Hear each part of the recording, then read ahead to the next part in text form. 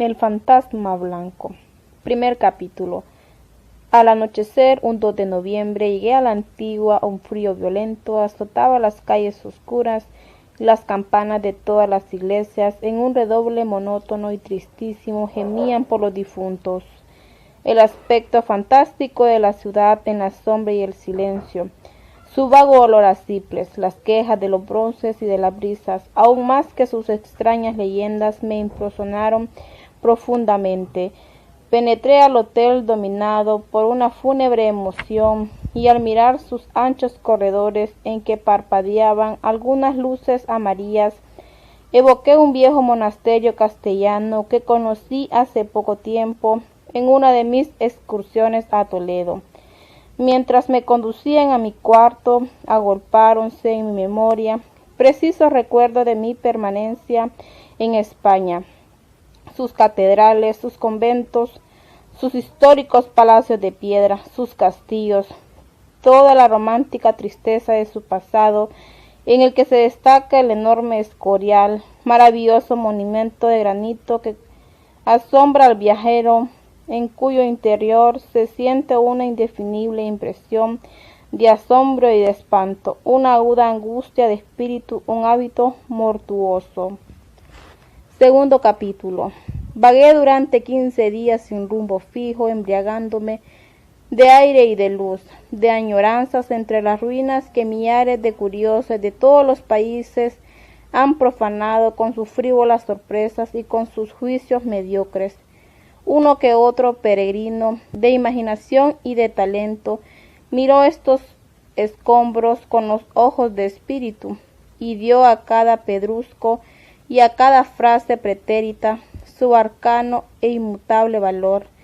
Sucede con esta clase de reliquias del ayer lo que con las piedras preciosas. Todos las admiran por su notorio mérito, pero conocen muy poco de su secreto encanto.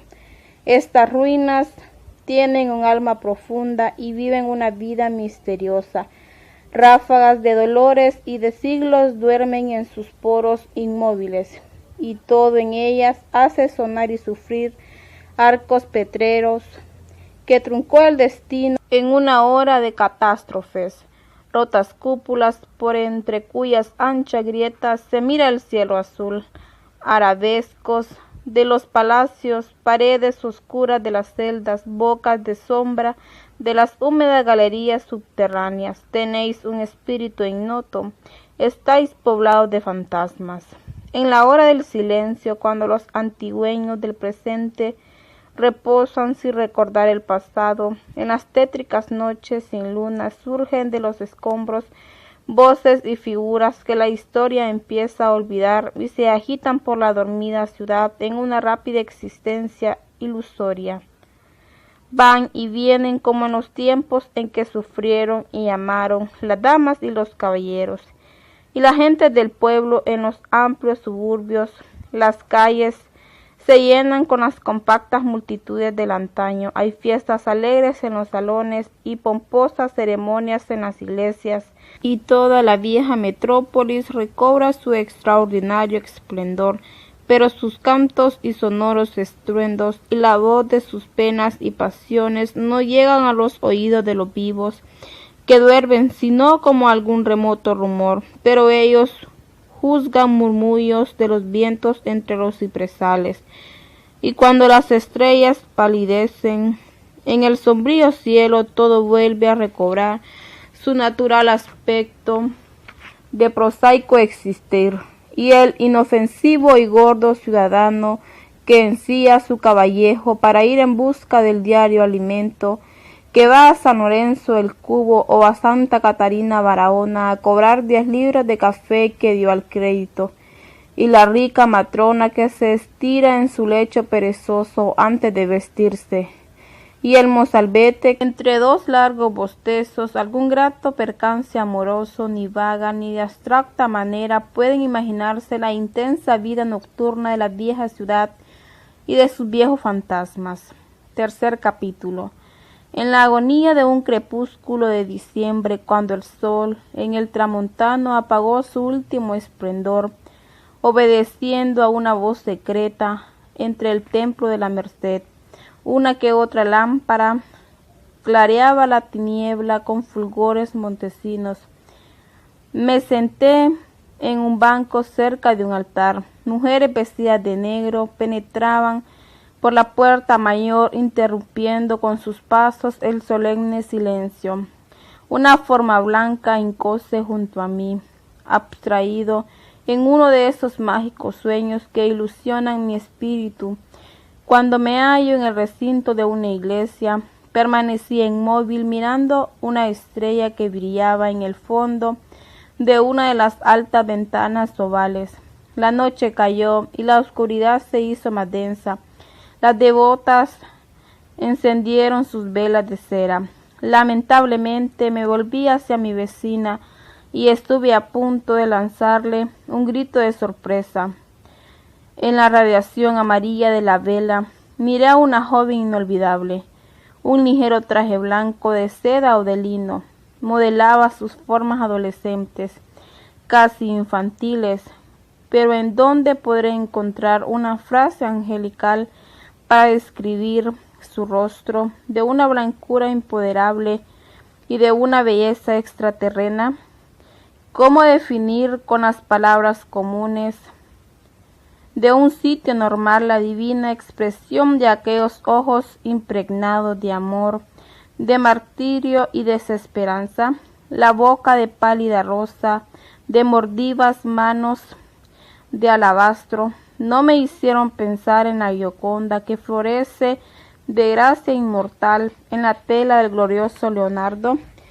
Ella me miraba dulcemente y el cerebro del hombre jamás podrá concebir el mundo de poesía y ternura que encerraban aquellas pupilas cuyas miradas descendiéndose en mil tenues rayos parecían penetrar por todos mis poros, besándome en alma y haciéndome languidecer con su caricia sobrehumana. Hallábame embriagado y muy lejos de las cosas de la tierra. Cuánto duró aquel éxtasis profundo en que, sintiendo la gloria inefable de los dulcísimos ojos quiméricos, me consideré al mismo tiempo el más venturoso y el más infeliz de los inmortales. Un minuto, una hora, un segundo, no lo sé. Caí desvanecido sobre el banco y al despertar la iglesia se hallaba solitaria. Un eclesiástico apagó las últimas luces, recogí mi sombrero, caí sobre el pavimento y con un paso de sonámbulo y las ideas en desorden salí del templo. Cambié automáticamente en dirección al hotel. Las calles desiertas, sumergidas en lúgubre silencio, me hicieron pensar en las necrópolis antiguas. Abrí mi cuarto y sin fuerza para la más leve acción me arrojé vestido en el lecho. Durante toda la noche fui presa de las más extravagantes alucinaciones, de los más ardientes delirios, de los ensueños más puros, de las más siniestras pesadillas. Despertábame estremecido de espanto, con el corazón saltándome como un pájaro salvaje en una jaula de acero, o después de un suavísimo sueño, abría lentamente los párpados con una delicia languidez, pero ya despierto o dormido, ya febril o sereno, aquellos ojos me miraban desde un ámbito remoto. A veces sentía que se acercaban hasta rozar mi frente, con sus largas pestañas esparciendo en mi rostro un aroma sideral, y luego se despedían en ignotos espacios espumados en la eternidad. Pero desde los fantásticos infinitos llegaba a mí su luz en una tibia caricia, impregnado en mi ser de celestes anhelos. Penetraba el sol por la entreabierta ventana, cuando me incorporé sobre los almohadones, con la adolorida cabeza entre las manos. Quedéme mirando los volcanes de fuego y de agua, cuyas gigantescas moles resplandecían como hiperbólicas turquesas en la gloria matinal. Un plateado gorro de nieblas cubría una de las alturas cumbres y del cielo radiaba con mágicas coloraciones de zafiro y lapislázuli. Un fresco soplo oreó mis sienes. Con gran esfuerzo me puse en pie, me sentía débil con inseguridades de convaleciente en las ideas y en los músculos. Yo no me sorprendía al mirar en el espejo mi palidez y mis ojeras. Solamente después del baño recobré mis fuerzas y ya de nuevo en posesión de mis energías quise con irresistible deseo ver otra vez a la misteriosa criatura que tan violentas sensaciones había despertado en mí. Se me hicieron interminables las horas de aquel día. Subí al cerro del Manchén y a la sombra de un ciprés contemplé largamente la melancólica ciudad de ruinas y de recuerdos, propicia como ninguna para las mórbidas ensoñaciones, sobre todo para los espíritus que como el mío viven ávidos de quimeras y de imposibles. Caía la tarde y el amplio valle se oscurecía tristemente. Grave pesadumbre flotaba sobre los derruidos palacios. Una claridad casi lunar difundíase del ocaso y una vasta quietud reinaba por doquiera. Las copas de los árboles, sacudidas por los vientos errantes, quejábanse como si sufrieran. En las lejanías humos azulados elevábanse al cielo en el que aparecían los primeros luceros de plata. De súbito, en la honda tristeza del tramonto, en la agonía luminosa de la tarde, vibró una campana a lo lejos, violando el mortuorio silencio. Me estremecí un segundo del templo de la Merced. Llamábase a los fieles a las oraciones vespertinas. Comencé a descender por la falda arenosa con el alma vibrante de inquietudes y de ilusiones. Hacía apenas un día que admiré por primera vez a aquella frágil adolescente que ya la amaba con una desesperación inexpresable. Imaginábame que fue mi novia en un mundo anterior y que la volví a encontrar después de singulares evoluciones cercanas. ¿Cuál era su nombre? ¿De dónde venía? Extravagantes conjeturas asediábanme acerca de su carácter, de su espíritu, de su inteligencia, y diversos proyectos surgían en mi cabeza sobre nuestros destinos. Sí, ¿por qué no? Me casaría con ella. La caduca metrópolis oiría nuestras risas y cogidos del brazo vagaríamos por sus callejuelas, interrumpiendo con nuestra juvenil felicidad la tristeza del fúnebre ambiente. Recorreríamos en pleno idilio los pintorescos alrededores en las tibias noches sonoras, ventura a los difuntos que duermen por todos lados bajo las grandes cruces de piedra. Poblaríamos con las profundas músicas de nuestros corazones la calma solemne de los plenilunios. Pero Dios mío, ¿será cierto que ella existe? ¿Difundirá en la tierra su leve gracia o será no más una seráfica visión nocturna, un fugitivo ensueño de mis sueños? Al hacerme estas preguntas, negras frumas apagaban mi luz interior y una angustia sin nombre me acortaba el aliento. Todo era entonces hostil y el mundo me parecía un vasto sarcófago, un antro de fríos huracanes y de horribles desolaciones. Cuarto capítulo. Ya en la iglesia busqué mi sitio de la noche anterior. Ella se encontraba de rodillas en el suyo. Al acercarme se cruzaron nuestras miradas y sentí como de un golpe eléctrico en el corazón después de una serie de encanto delicioso. Me hinqué a 2 metros de su falda blanca, hojeaba sin ruido su devocionario y observé temblando la tenue sombra de sus dedos entre las páginas. Ahora sus ojos me rehuían, pero me buscaban ávidamente tan luego como dejaba de mirarla. Me recogía estremecido en mis pupilas su mágico perfil de leyenda, el óvalo angélico y la expresión de infantil cantor de su semblante maravilloso, y en sus ojos resplandecía mi alma. Terminaron los cánticos litúrgicos y el rumor de los rezos. Ella se levantó y yo fui tras su pálida silueta, pero al llegar a una puerta lateral dejé de percibir su veste blanca. En vano la busqué en la negrura de la calle. Quinto capítulo. Así pasaron 20 días que se me figuraron 20 años. Mi existencia sumidas en aquel rápido instante vespertino en que su mirada me producía una felicidad sobrenatural. Jamás una frase, una palabra se cruzó entre nosotros.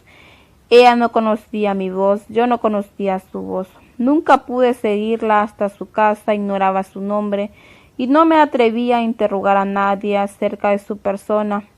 Dominado por una secreta potencia de inútilmente había intentado vencer. Tomé 2 o 3 veces la resolución de aclarar aquel grave misterio, pero en el momento de hacer una pregunta sentía como si el corazón estallara en pedazos, como si fuera a morir. Por lo demás, considerábase feliz con aquella situación de aventura y tormento, y mi única verdadera y grande angustia consistía en el temor de no volver a encontrar a mi adorada fantasma. Sexto capítulo. Mi permanencia en la antigua prolongábase de esta manera indefinidamente.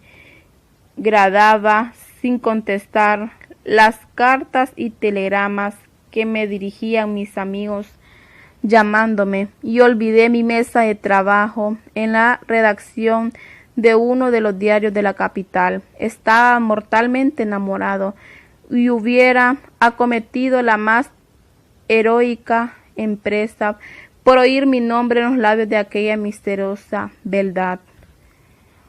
Pasaba el día inventando rimas imposibles en honor de sus manos o de sus ojos alucinadores, o procurando bosquejar en el encaje de una prosa musical su ligera forma obsesionante, y en la noche, después de que ella huía de mi lado, erraba por la ciudad monologando como Aleph, apostrofando amorosamente su recuerdo, llamándola con los más violentos ímpetus de mi corazón. Algún perro extraviado aullaba en las veredas, algún gallo cantaba en los viejos corrales, alguna lechuza lanzaba en los aires su grito agorero, ecos que se perdían en el espacio ennegrecido y levantaban otros rumores y otros ecos en el seno de los vecinos boscajes. Séptimo capítulo. Cierta mañana, en un súbito arranque fatigado de aquel vivir enfermizo, resolví normalizar mi situación y conocer mi destino. Vestíame de negro por un secreto impulso, asilándome en la tarde en el templo que tanto amaba mi alma. Admiré la hermosura de algunas imágenes y las severas decoraciones de los altares, y luego me entretuve en leer los estafíos grabados en granito y mármol en el piso y las paredes. Ignoro por qué atraen mi curiosidad de manera más intensa las inscripciones claras de los templos que las de los cementerios, quizás debido a que el lugar es aún más sagrado por la presencia de los símbolos religiosos y por la excepcional pompa de los ritos y de las fórmulas eclesiásticas. Fui leyendo con sincero respeto nombres y fechas y frases alegóricas, algunas antiquísimas, casi borradas en la incolora piedra, un número, una letra, rotos bajos, la implacable acción del tiempo. Hacían con frecuencia indescifrables las líneas de los recuerdos, apellidos tradicionales, mezclábanse con signos anónimos. En varias tumbas solo veíase una palabra, en la que se hincaba mi pálida desconocida. Vi este único nombre, Clemencia, y tan fúnebre laconicismo tomábase generalmente en los nichos de los muros. Había también sonoras estrofas sin poesía, formadas con absurdos adjetivos y consonantes inoportunos. Transcurrieron 2 horas sentéme en la grada de un confesionario y me puse a repetir mentalmente lo que estaba pensando decirle a mi amor. Las frases encendidas de mundana pasión atropellábanse en mi cabeza con los vocablos más tiernamente humildes y respetuosos. Temblaba al pensar que podía faltarme el ánimo en el minuto supremo. Vibró la campana en lo alto de la torre, sonó y resonó a cortos intervalos, y bajo las naves perdíanse los ecos sordamente. Grupos de mujeres aparecieron en las 3 grandes puertas, iluminadas por las postreras claridades solares. Sentado en mi sitio que nadie me disputaba, oía los preludios de la música del coro y el murmullo de las iniciales oraciones, y la joven no llegaba. La iglesia hallábase más oscura que de costumbre. Una inquietud tremenda llenó de angustia mi ser. ¿No vendrá esta noche? Noté que me encontraba solo en el lado izquierdo del templo y que en el otro agrupábanse los fieles. Imaginándome que aquello obedecía a alguna especial disposición eclesiástica, me disponía a cambiar de lugar cuando la vi venir rodeada de silencio y más linda que nunca. En la penumbra, semejante en verdad una ilusión angélica, un lirio mágico errando en la noche. Oí leve rumor de alas y un aroma ignoto, solo aspirado en los blancos sueños de la infancia. Una melodía recóndita arrulló mi alma. Cose con los extremos del velo de encaje entre las 2 manos unidas. Miré una vez más aquellas manos y me parecieron 2 pálidas camelias. Eran movidas de una irreal blancura, de una pureza imponderable. Instintivamente sucedió por las 2 flores milagrosas de inocencia. Fuime acercando a la joven hasta casi tocarla con mi cabeza sin que ella pareciera notarlo. Fue entonces cuando murmuré las tremendas frases de mi amor espiritual y profundo, en el que no cabía ninguna miseria terrena. Fue entonces cuando exalté mi pasión con palabras ideales que eran como albos pétalos de los nocturnos jardines del misterio, en donde hallé aquel lenguaje de los cielos en que cada expresión tenía un sentido seráfico, en que mi esperanza revistióse de una divina castidad.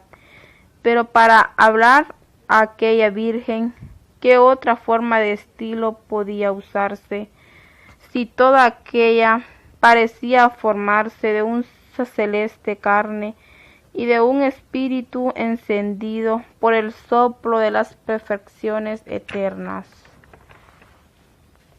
Desbordóse mi ser dulcemente, y todo lo que había en mí de ingenuo e infantil, y todo lo que ignoraba en mí de bueno y de grande, salió de mi boca en frases tenues, lentas y hondas, como largos suspiros que iban a morir a sus pies. De mis más recónditos interiores volaron mis sueños más puros en busca de un alma, y mis más radiantes visiones de poesía y de amor la acariciaron intensamente con sus perfumes y con sus músicas. Hablé así durante mucho tiempo. Ella parecía inmóvil, con la graciosa cabeza inclinada sobre el libro de oraciones. Solo cuando se extinguieron mis palabras, pero había yo hablado, o únicamente mi espíritu y las frases que yo creía decirle resonaban nada más en mi interior, en mi alma o en su alma. No lo sé, no lo sé, no lo sabré jamás. Cuando se extinguieron mis palabras, volvió su rostro hacia mí, y un escalofriante frío me azotó un segundo. Un escalofrío de amor y de dolor, un estremecimiento de indecible admiración, porque nada de lo que existía en este miserable planeta puede dar siquiera vaga idea del íntimo encanto de la triunfal hermosa de aquel rostro. Fijó en mis ojos sus grandes ojos, semejante a dos pálidas violetas o a dos resplandecientes amatistas, impregnados de una ternura suprema en que se resumía todas las profundas ternuras de la vida y que buscaban mi alma aún más allá de la vida. Después se llenaron las lágrimas que cayeron lentamente, lentas y extrañas en el silencio. Sobre sus dedos enlazados sentí un imperioso deseo de beber aquellas lágrimas, de estrechar sobre mi corazón las dos manos divinas, y me aproximé aún más. Ella púsose entonces de pie y se dirigió a la puerta mayor con paso tan leve que no resonaba sobre las baldosas. La seguí por la oscura calle, guiado por su blanca veste. Pasamos bajo el arco de Santa Catarina, sin encontrar a nadie. El cielo parecía de negro terciope. Paróse en una esquina frente a un Cristo iluminado por un pequeño farol de gas. Creí que me esperaba y mi corazón dio un salto, pero luego continuó caminando. Triste y fatigado me detuve, comprendiendo que rehuía de mi presencia, pero ella también se detuvo. A una corta distancia uno del otro, erramos durante algunos minutos, atravesamos plazas y callejuelas por entre la ciudad y un frío glacial helaba mis venas. Sonó un reloj en la distancia. ¿Qué hora era? Las 12, quién sabe. Yo no me daba cuenta ni del tiempo ni de la vida, ignorando qué hacía y dónde me llevaba. Iba tras una mujer o tras un sueño. ¿Cuándo detendrá ella su carrera? Quizás nunca. Mas he aquí que de pronto cerca de la cruz del milagro, la fugitiva introdújese en un viejo portón cuya pesada hoja cerróse al punto. Decía una vieja casa de piedra, empujé la gruesa madera inútilmente, pues apenas lanzó un agudo chirrido que se dilató como un lamento lúgubre en el callejón penumbroso. Obstinado y febril, rondé por los alrededores, acariciando imposibles esperanzas. Acósteme, privando de toda voluntad, moribundo de pena y de desolación, sobre la ventana única de la misteriosa casa. Ni un más ligero resplandor por las rejillas, ni el más leve ruido percibíase dentro.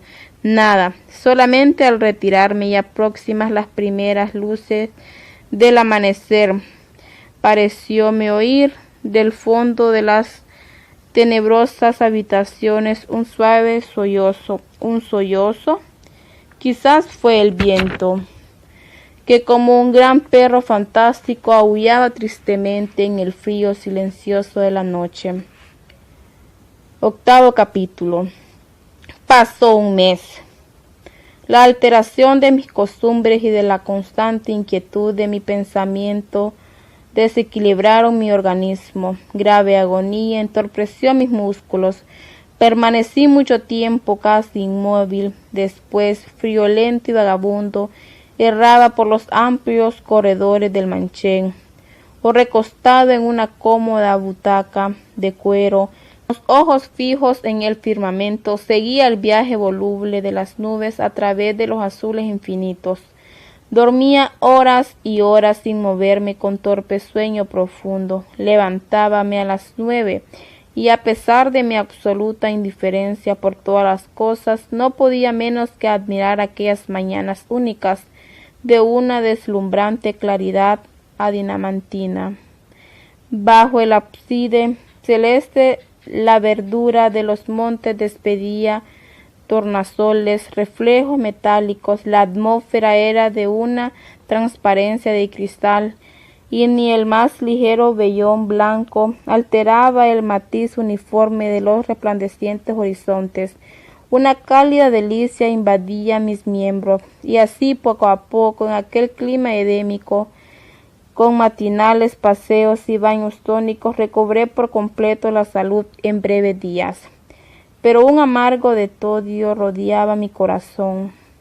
Mi dolencia mortal tomó un carácter alarmante. Desde la negra noche en que miré por la vez última a mi blanco fantasma, todas las noches subsiguientes fui a la merced, ávido de verla, mas la iglesia, impasible ante mi duelo, permaneció cerrada y silenciosa.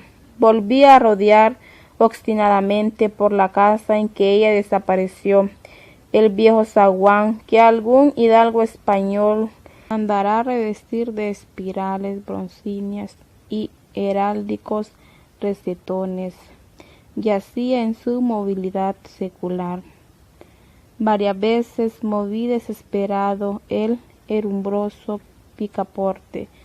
El ruido se perdía vagamente en las soledades interiores. El eco, en ciertas horas, parecíame rumor de pasos, esperanza fugaz, ilusorio, imposible. 9º capítulo. ¿Quién detenía la fuga del tiempo? Las semanas pasaban y yo no podía abandonar la antigua. ¿Cómo alejarme para siempre de la encantadora ciudad? Descifrar el misterio que transformó mis ideas y mis emociones, que fue de mi ser en las extrañas noches en que un amor hecho de supremas angustias, de ilusiones y presentimientos volaba más allá de la tierra, bañado en la luz del infinito. ¿Quién era aquella criatura sideral en cuyos ojos mágicos vi la eternidad y cuya expresión de ternura inefable guardó en lo más hondo de mi espíritu como un inmortal tesoro? Aún en sueños sus manos cálidas, como dos celestes flores, posábanse en mis cabellos o cerraban mis ojos, y su blanca forma iluminaba en medianoche la oscuridad de mi cuarto, dejando en él una estela perfumada.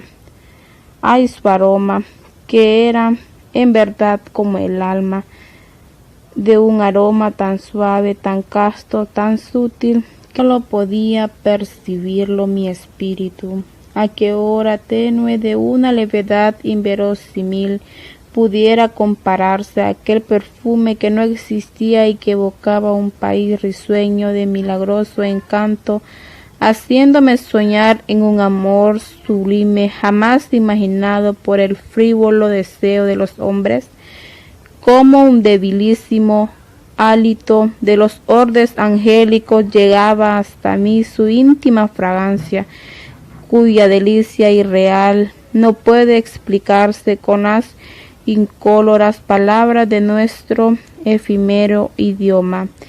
Necesitaría inventar voces musicales y profundos términos singulares para describir aquella secreta y vaga poesía de un perfume.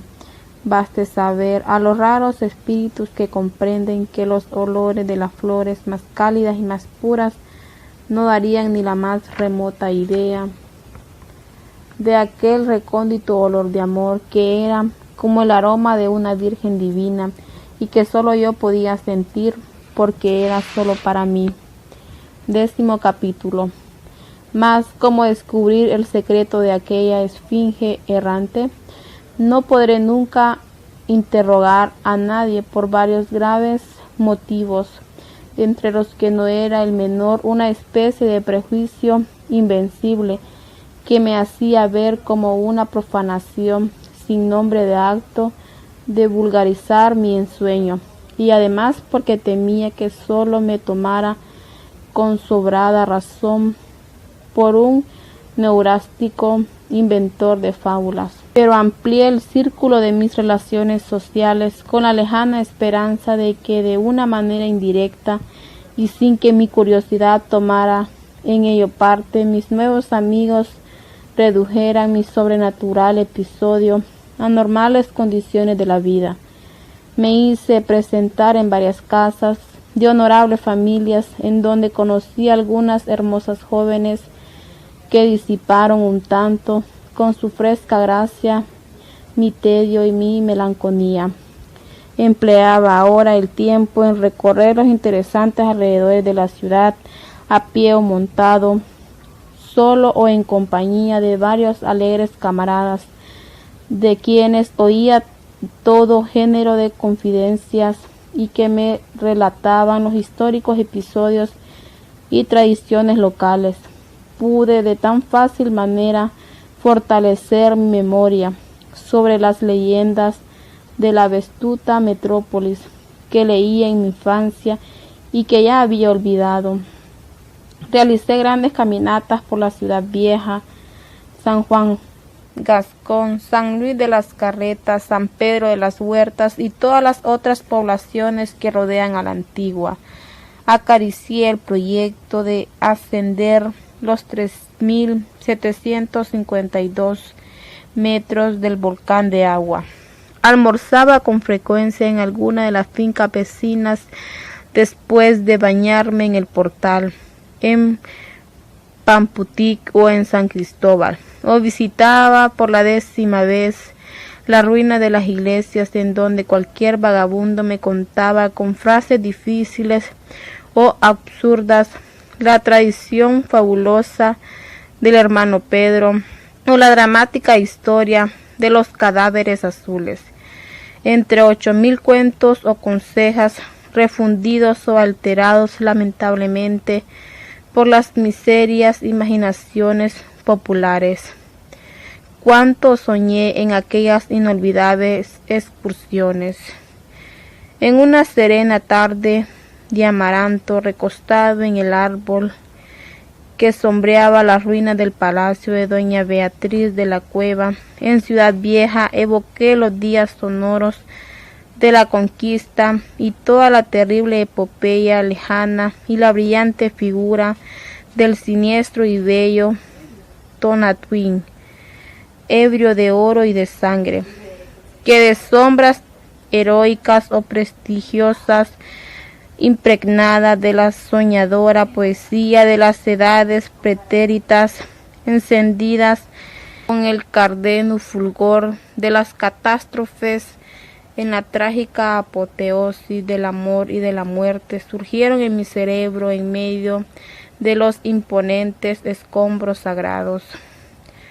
Aglomerábanse las remotas remembranzas en mi fantasía, en increíble desorden cronológico, saltando épocas, confundiendo los nombres y los acontecimientos, escenas de la colonia y anteriores de la colonia, actos de nuestros próceres y episodios de la segunda mitad del siglo XIX, páginas de Popol Vuh y de la reseña de Mía revolvíanse en mi cabeza en esas horas de meditaciones y evocaciones. Oía a lo lejos el triste son de las chirimias y atabales, y recordé la pomposa procesión del 22 de noviembre en el paseo de Santa Celina, formada por linagudos personajes y flamantes cuerpos militares. Veía los gallardos penaches de los parámetros de oro y de los corceles montados por los gentiles dragones provinciales, y el trágico espectáculo de las corridas de toros, en que las bellas damas lucían sus mantillas blancas y sus claveles rojos.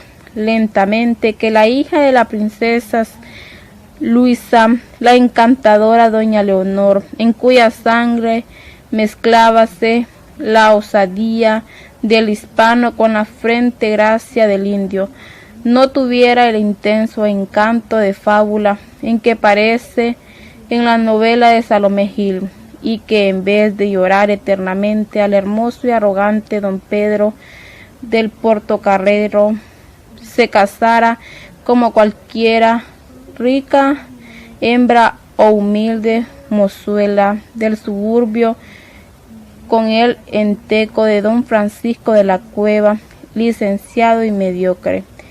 Era la graciosa apostura doña Inés y doña Anita, medio hermanas de doña Leonor, y se parecían en la inundación de 1541. ¿A cuál de esas hijas amaba más el fiero adelantado a la bizarra figura del audaz aventurero, fulguramente como un burguía, alzábame sobre todos los episodios de la conquista, con sus cabellos de oro, su temible espada y sus ojos fríos y crueles. Parado sobre un arco trunco de la antigua catedral, o en el campanario de San Francisco, o sobre los majestuosos escombros del templo de la Concepción, cuántas veces mi fantasía, con el pavor del águila en la tormenta, no revoló hacia el remoto pasado pleno de recuerdos caballerescos y de actos sangrientos y brutales, el horrible martirio de los indígenas, las tribus arrasadas por las implacables hordas castellanas, el flamear de las banderas y el ruido de los tambores, el volcán homicida arrojando de sus senos sus líquidas trombas oceánicas sobre pavorosos estruendos, las eternas intrigas de amor en el real corte de don Pedro. Todo desfilaba ante mi espíritu absorto de las grandiosas evocaciones del antaño. Cuánta gloria, cuánta sangre, y ahora todo yace en taciturnas ruinas, pero en estas ruinas cuánta enseñanza y qué fastuoso tesoro para la poesía. 11º capítulo. Ocupaba algunos días en la lectura, volvía a meditar en el destino de las razas, recorriendo una vez más el libro sagrado de los chiques, el célebre Popol Vuh, cuyas páginas seductoras encantaron muchas tardes azules en mi infancia. Luego devoré varios volúmenes morbidos de Lorraine, Andalusión, Maesterlinck, Bosqueje, un estudio comparativo entre el autor del maravilloso tríptico y Eca de Queiroz, el admirable ironista de la reliquia, entre los cuales hay la diferencia que existe entre una parisiense. Muchachas dábanle extraordinario encanto. Pronto me acostumbré a llegar a ella diariamente, seducido por el afectuoso interés que me demostraban, sobre todo Berta, la de la boca de clavel. Era la más simpática y la más joven, de modo que a ella me uní con mayor confianza, y en breve tiempo me entregó ingenuamente su corazón, que era como un pajarillo que jamás había volado. Pasábamos la velada familiarmente. La señora Leila, Julia y Luisa tocaban en el piano o dibujaban, mientras Berta bordaba y yo a su lado permanecía silenciosamente. En ocasiones generalizaban nuestras pláticas, girando sobre todo género de asuntos. Una noche al retirarme me encontré en un momento solo con Berta. Habíase levantado del sillón y nos hallamos uno frente al otro. Sin pensarlo, apenas nos abrazamos, impelidos por un movimiento unánime, y yo oprimí dulcemente con mis labios el rojo clavel de su boca. Pero al instante ella palideció, estremeciéndome como si fuera a morir, y sus ojos se encontraban con los míos. Retrocedí 2 pasos, todo trémulo, lanzando un suspiro, y en silencio tendí las manos a las otras jóvenes que entraban de nuevo al salón para despedirse. Ya acostado, libre de aquella súbita sorpresa, no pude menos que reírme de mi enfermiza sensibilidad, que me hiciera hallar una lejana semejanza entre la expresión de las pupilas de Berta cuando desfallecía en mis brazos, y la de los ojos de mi dulce imposible. Ahora solo recordaba el íntimo placer de aquel beso delicioso, el sabor de flor de aquella boca purísima que yo había violado. Pero en verdad amaba yo a Berta. Al pensar en ella, soñando en la posesión de su cuerpo y de su alma, sentía aquella esperanza de una vida más alta y trascendente que ilusionaba mi espíritu, evocando a la criatura misteriosa perdida para mí. No, Berta era encantadora y me amaba con toda su alma. Yo la quería, ay de mí, ¿cuándo me era posible quererla amando a otra nada más? 12º capítulo. Pasaron aún 10 días y en la mañana de las últimas de febrero decidí partir. Cómo lloró la linda Berta cuando le comuniqué mi próximo viaje. Me dirigía entonces a mi país, pero le ofrecí regresar en noviembre, como en los primeros fríos de viento. Sin embargo, sus lágrimas continuaron corriendo inconsolablemente. Aquella postrera semana fue para mí tristísima.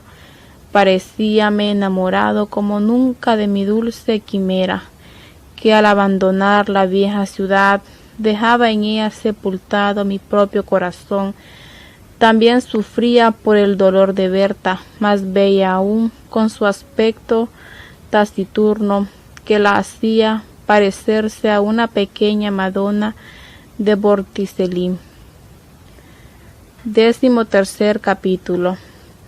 La víspera de partir, después de las 5, subí con mis amigas al cerrito del Manchén.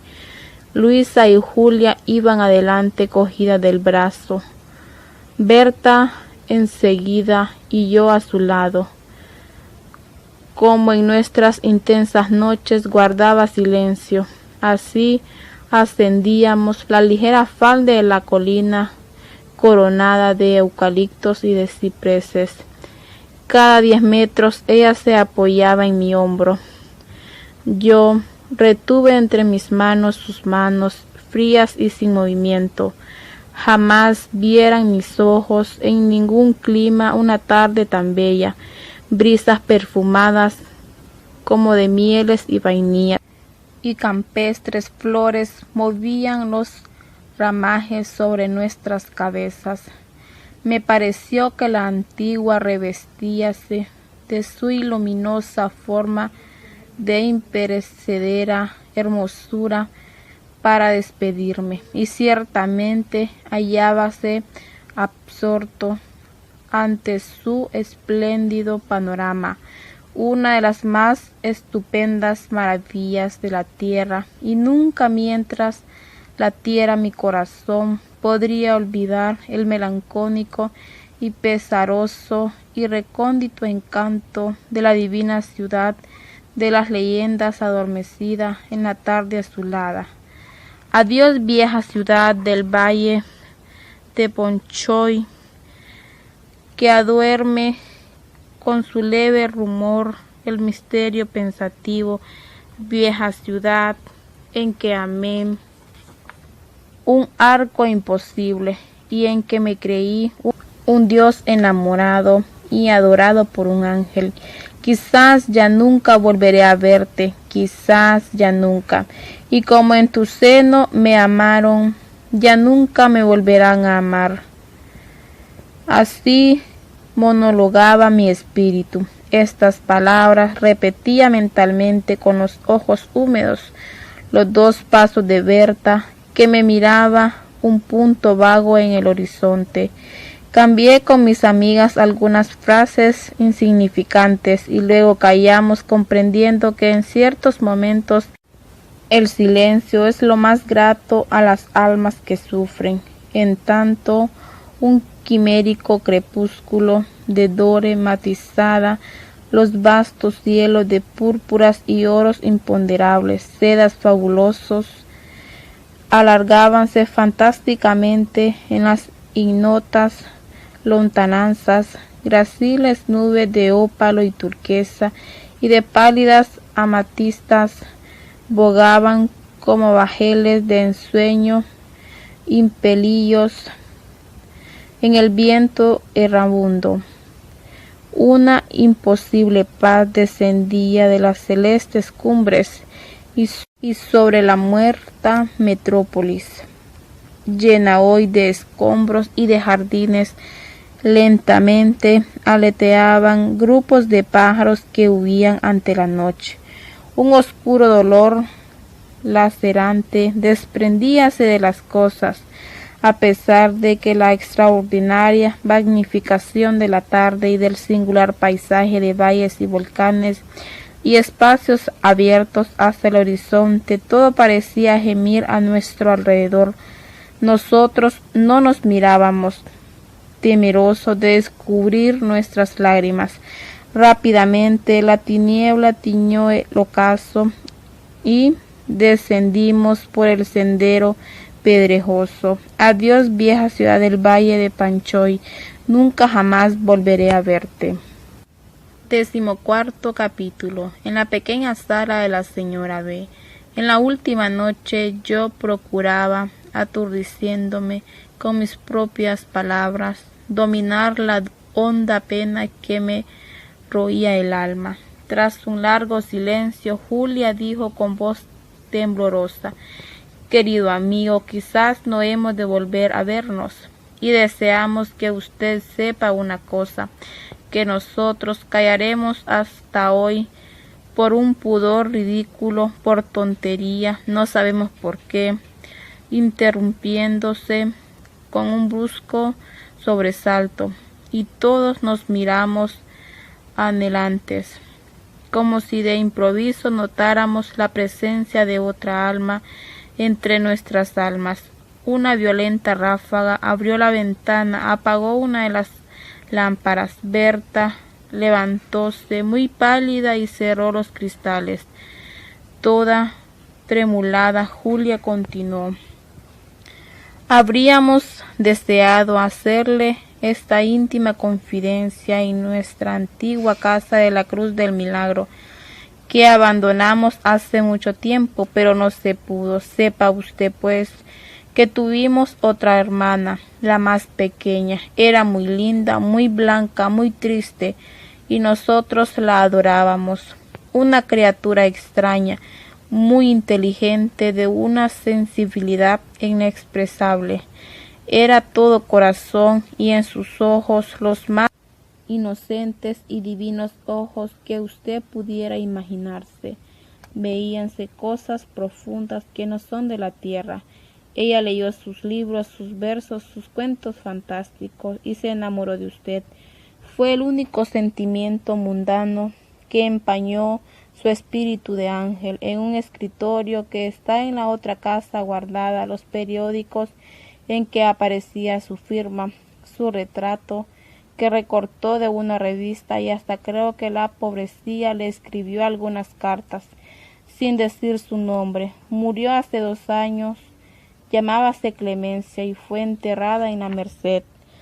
Para completar su fúnebre confesión, puso en mis manos una fotografía en gran tamaño, y en un estado de alma próximo a la locura o a la muerte, con el rostro húmedo de cálidas lágrimas, vi en el fondo del negro cartón a mi idolatrada fantasma blanco, a mi novia angélica, a mi divino imposible, cuyo espíritu ha de unirse un día con mi espíritu en la ignota religión de la paz inefable, más allá de los mágicos orbes y de las maravillosas constelaciones.